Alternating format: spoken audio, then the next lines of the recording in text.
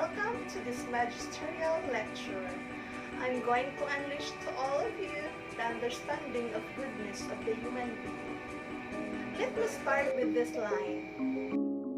The world, in all its diversity, is eager to be guided towards the great values of mankind, the truth, good, and beauty, now more than ever.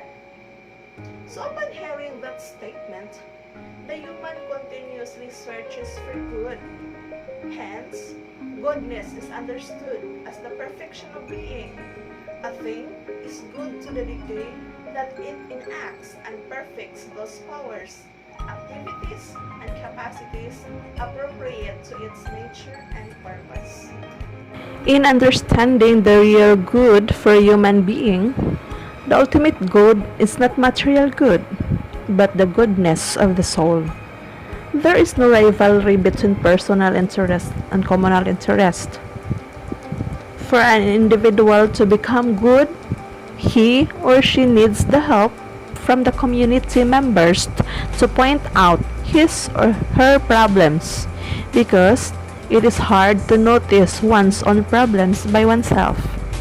At the same time, he or she points out the problems of others to know that he or she is on the right track towards true knowing. Sometimes, as human as we are, there are tendencies to become biased to ourselves. The willingness to listen and acknowledge others is big help to one another. When we act out of true goodness of the heart and reflect the fruit of spirit, we are obedient to the God's commandments and seek the benefits of others. Our actions come from a place of selflessness, and we place the needs of others before our own. We are called as Christians to live in a way that reflects the character of Christ. In Matthew chapter 5 verse 16 says, "In the same way, let your light shine before others, that they may see your good deeds and glorify your Father in heaven." Goodness is not about doing elaborate things to gain recognition. Oftentimes, it is the small acts of goodness we do throughout our day that mean the most to those around us. Is your friend having a bad day? Write them a note to let them know how much you care about them. Is someone putting you down? Pray for them. It is in these acts of goodness that we reflect Christ's character and possess the fruit of the Spirit. While it may seem like no one notices, but God does.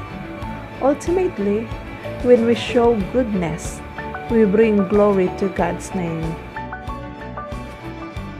When we see or experience goodness, we should continue to develop these qualities in ourselves, encourage these traits in the people we care about, and bring this ethos to our work.